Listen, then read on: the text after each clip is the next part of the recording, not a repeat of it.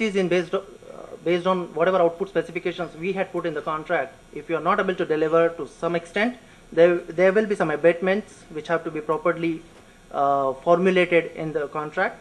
And then there are a whole lot of other adjustments which need to be done depending on who has performed what in various other categories. The tenure of the contract is also very, very critical. We have seen IT sector PPPs are typically 5 to 7 years because the technology changes so fast. You cannot envisage a 30-year contract in the IT sector. Similarly, a road PPP is typically 25, 30 years because that's probably the life of the project. So it's very important to keep in mind the life of the asset when we decide the tenure of the PPP projects. Also, one of the things is the longer the tenure, the better it is in terms of affordability, and it also offers an opportunity to bankers to structure a longer term debt which can effectively meet the lower service delivery costs. That is one of the objectives of the government. And finally, one of the key things that we ensure is there in the contract is a step-in rights. Although it's a long-term committed contract, the private sector is extremely closely scrutinized on all its behaviors and performances over the years. There is a step-in right in the contract, which the legal people here will understand, is should things go wrong, the government has a right to step in and take control of the assets for at least service delivery. So that is something which is well enshrined in the contracts, and it's a big comfort for the government as well as banks. The next slide focuses on risk allocation. Again, I think I cannot overemphasize this point about being fair when we allocate the risks. There is a standard operating procedures in UK SOP4 which essentially talks about what are the best practices of which risks should reside on which side. Generally, all the design, construction, financing, operation risks can be transferred to the private sector.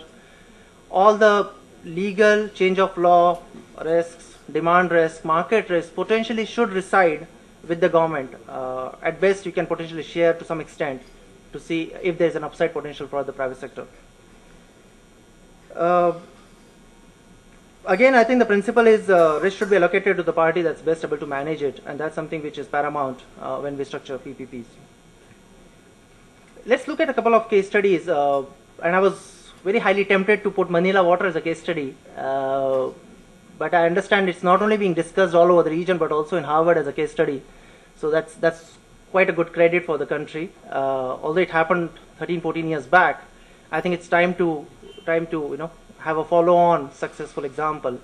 And as Phil told me, he was quite surprised when he saw the bids for Manila Water in terms of how low the tariffs could be. And essentially what private sector did there was cut down the losses, which was 63-64% to now 11% levels. And that's a huge addition to the revenue to the bottom line, which can justify any amount of investment by the private sector. So that's probably one of the key success stories in Philippines.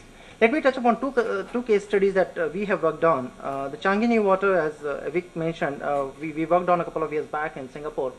Now this project from start to finish, which is appointment of us as advisors to award of the project, was done in 7 months period.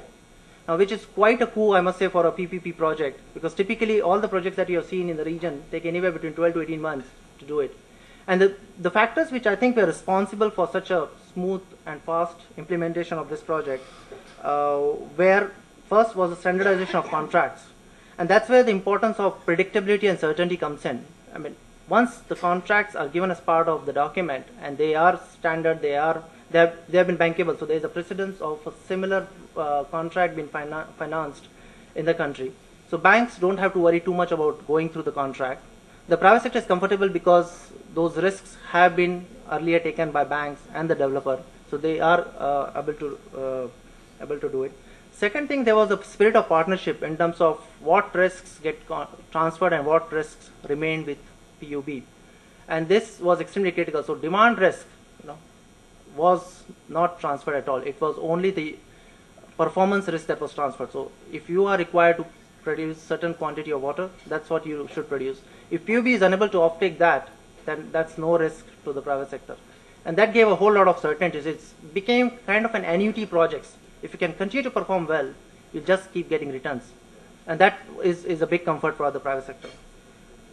What it eventually achieved is the tariff, again, like Phil, we were surprised when we saw the private sector tariffs when they came in.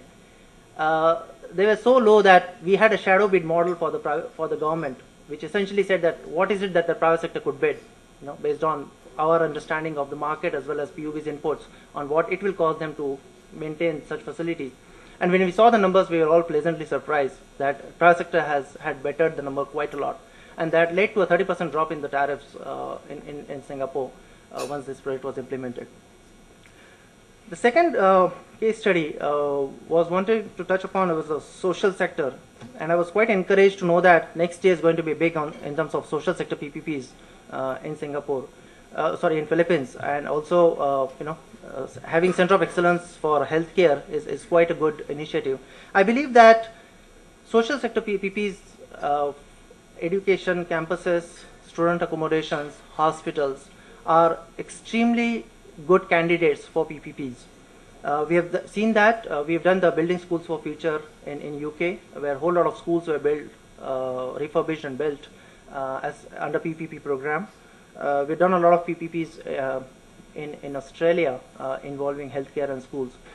This is one of the examples from Australia where again there was a whole lot of positive feedback that came after it was implemented. The whole value for money in terms of whole life cycle savings that happened, which was quantified at least 7% of the total project expenditure. So although small, but it is, in terms of proof of concept, it's very strong. And again, one of the key messages was that each project which was implemented under social infrastructure PPP was on time, on budget. Now, which I think is quite an achievement given the track record of government implementing projects, which many a times are not within the budget. The next slide focuses on key regional initiatives. Yeah, if you can go to the next slide. Again, it's important to consider, the developments in Philippines in terms of regulations and law in context of what is happening in other countries. Now, there are a whole lot of good precedents available which we can benefit from, and this has been used by international investors, so they are quite familiar with those. And if you can try and replicate some of these, then it makes that much life easier for the bankers and the developers when they look at this country.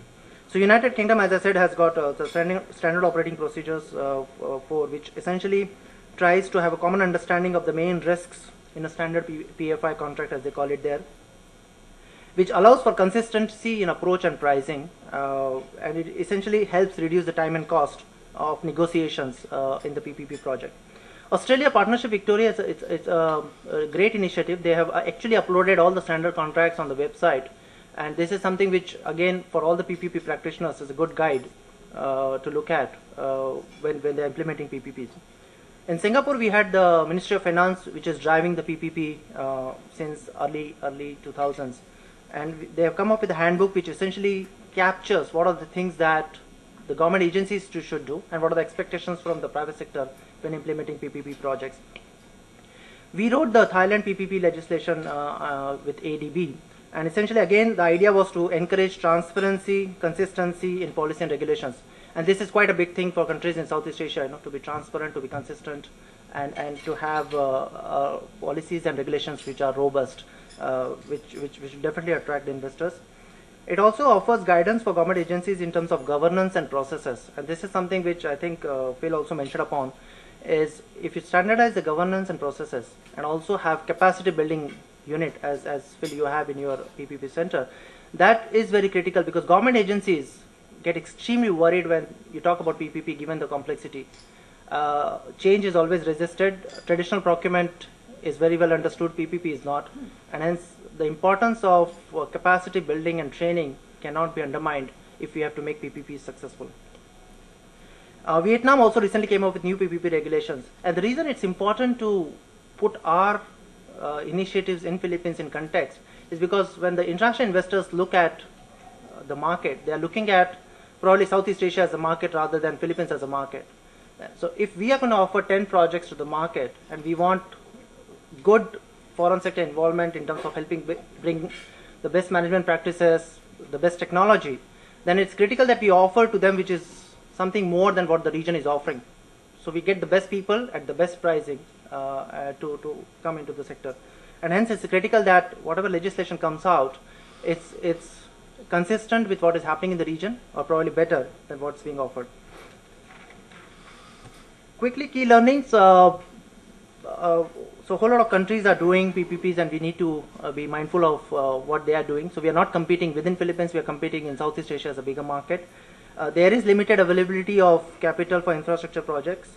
So essentially it's important when agencies put the project to the market, they are well thought through, they are well structured, the feasibility study has been well undertaken, and there is a capacity in the agency to enter into a negotiation process with the private sector. Best practices, institutional support is very critical. So PPP unit is a good example, somebody who stands behind and offers all the kind of support in the entire value chain. Capacity development, I mentioned about that, that will be very critical if we have to make it a success. I think the early engagement of relevant stakeholders is very critical. The last thing we should do is just put a project into the market without having done sufficient consultations with the potential participants, which essentially means the banks, the multilaterals, and the developers. If you can do a market sounding of some of the key concepts that you're wanting to structure in the project upfront, then that there's a higher probability that you'll get better responses, and the responses which don't come up with a lot of markups, it becomes a nightmare when you get into the negotiation process. Also, due diligence is very critical. When the project is offered to the market, it has to be stress tested for its viability. And I think clear and consistent procurement policy has been highlighted in the PPP, BOT law, and the IRR. Quickly on role of multilaterals, again, I think given the fiscal condition of the governments in the region, it's very critical that multilaterals will have to be involved to essentially make some kind of long-term, hopefully subsidized financing available to the projects to make it more bankable. There was an interesting circular 71 in Vietnam recently which talks about the priority projects being given 30% grant by the government. So only the 70% has to be commercially funded, which essentially improves the commercial viability of the project quite a bit. The key challenges for the country, for the projects in the region is essentially lack of local currency financing, because the more foreign debt you have, the more is the forex risk, which becomes difficult as we have seen during the crisis period. So local currency financing is something which institutions can be tapped for. Guarantees, again, unless we have a strong precedence of successful PPPs happening year on year, people will come back for government guarantees, and that could potentially be also supported by multilaterals in terms of offering different guarantee products. And also longer term debt, I think before the crisis we have seen 27 years debt in Singapore on some of the social infrastructure PPPs. If you can get such long term debt, it actually improves the tariff a fair bit and hence attractiveness of the projects. So that's very critical. Finally, key imperatives for success.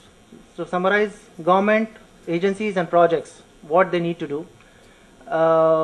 I think government has taken the right steps to come up with a robust regulatory and legislative framework. So we have a strong PPP law that will give a lot of comfort to the private sector.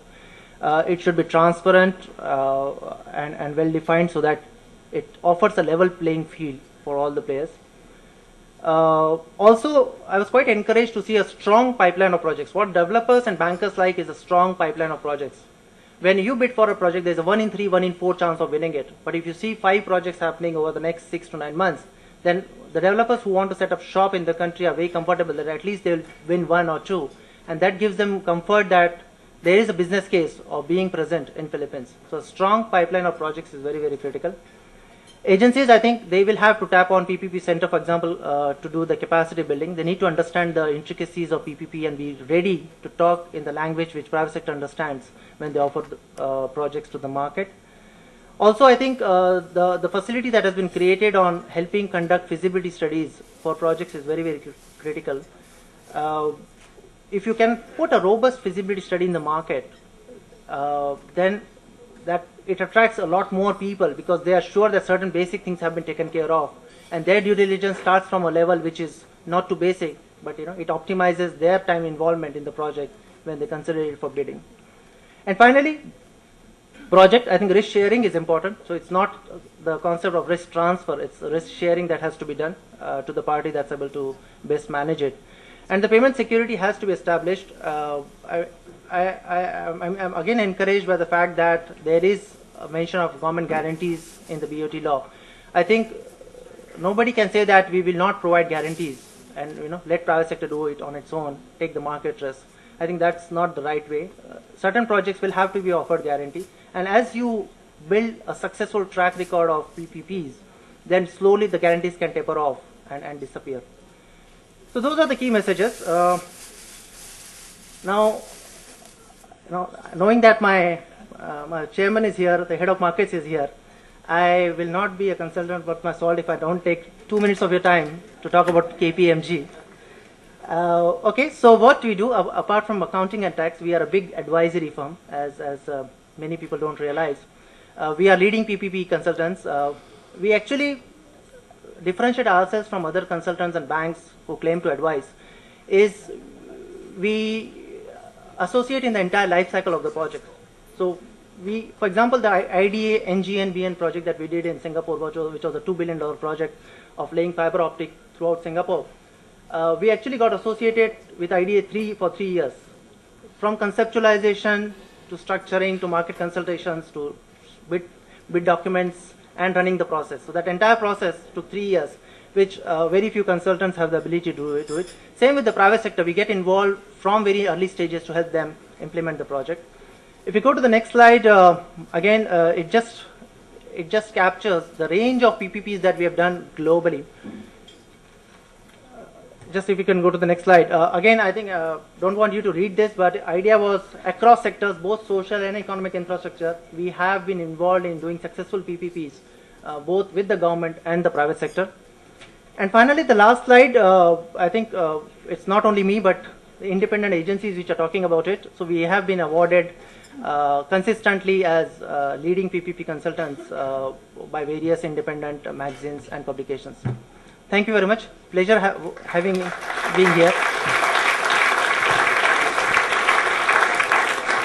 Very good, Sharad. I just asked Sharad to stay up on the stage and ask Phil Torrio and Vic Sarza of KPMG to come on up to the stage. I know there's going to be a lot of questions. Sometimes people like to ask them personally, but are there any questions that people can ask in the public forum? Anybody? Yeah? Brad Geiser, please. Where's our microphones? Oh, they're way over there. Can you project? Yeah.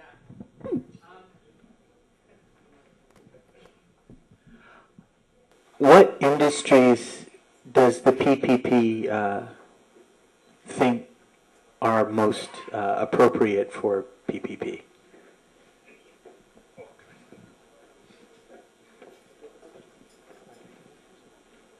Okay. I'll let you. Well, again, I think, again, all the infrastructure industries, I think PPP is good. We talked about the economic infrastructure, we talked about the social infrastructure, both infrastructure sectors, it's possible. I think what we need to look at, what is the area where private sector can add value? If private sector cannot add value, there is no reason to have PPP. For early stages, we believe that upstream sectors are better for PPPs. So water treatment is better than water distribution, because water distribution has got whole lot of tariff issues, the social issues which need to be addressed. Power generation is better than power distribution, again, because of the same reason. So upstream, which doesn't have direct public contact or social involvement, are typically more suitable for PPPs to start with in the early stages. But as you move forward, if you can take care of risks and have good responsibility sharing with the private sector, then all the infrastructure sectors are good candidates for PPP. Well, as far as we're concerned, we feel that every sector can be a candidate for PPP, but first and foremost, well, there has to be a transfer of efficiency from the private sector. What my colleague said, there's to be some value added, and at the same time, there has to be some revenues generated for the private sector to be able to return, to be able to get a reasonable rate of return. If there's no reasonable rate of return for the private sector, I don't think we would do a PPP. We'd probably just do it based on the government procurement through appropriation or ODAs, official development assistance funding. Just some data. If some of you would have gone to the November 2010 Infrastructure Philippines that was launched by the president himself, in that yellow book, there were 109 projects stated. The biggest of which is 72 billion pesos, and the smallest, if I recall, is about 100 million. So it ranges from the most expensive toll road, the rail, to there are some farm-to-market roads, slaughterhouses there. So in that list, the 109, there's a whole range of PPPs that you can look forward to. Very good. Okay. Noel Banoan? Oh, there's a speaker over there, if we can, Noel.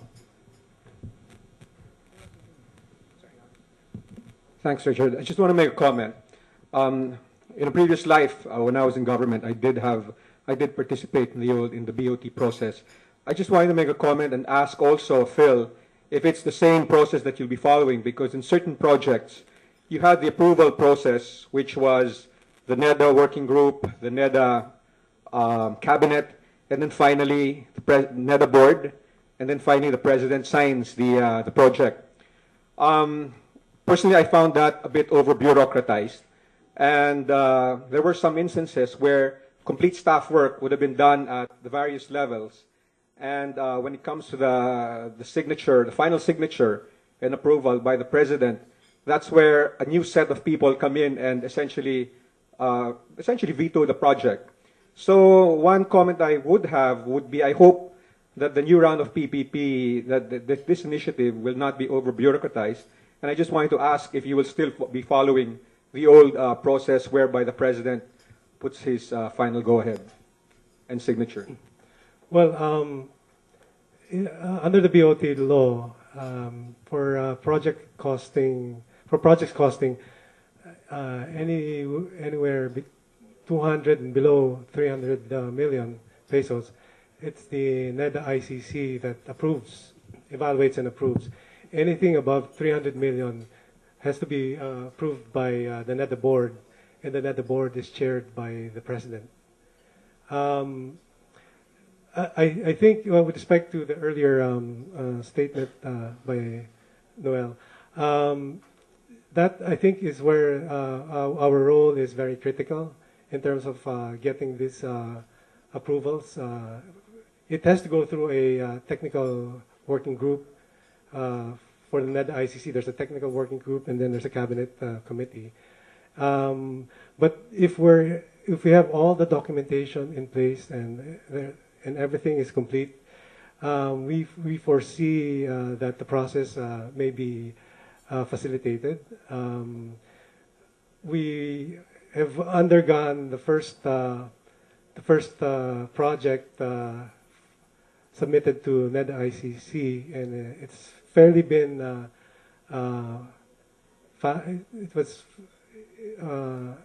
the approval was done in a fairly straight manner, and immediately it could have been presented to the NEDA board, but before we went to the NEDA board, there were certain considerations that there were certain queries asked by the ICC, and we had to go back a little and do some tweaking of the numbers to make sure that all of the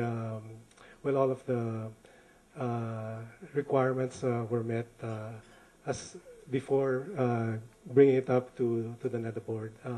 But again, I think that's where the PPP Center would play a very important role, is to be able to get all of this documentation and approvals facilitated. Good morning. May I? Yes. Yes, it's Romy Bernardo. Like Noel, I worked in government a long time ago, I think earlier than Noel. Now happily in the private sector. One project that I has been in the books for a long time. But first of all, thank you for the excellent presentations. Been very helpful. One project that's been in the books for a long time is this LRT1 extension, which started out as an unsolicited, even during the time when I was in government. It's something like a dozen-year history.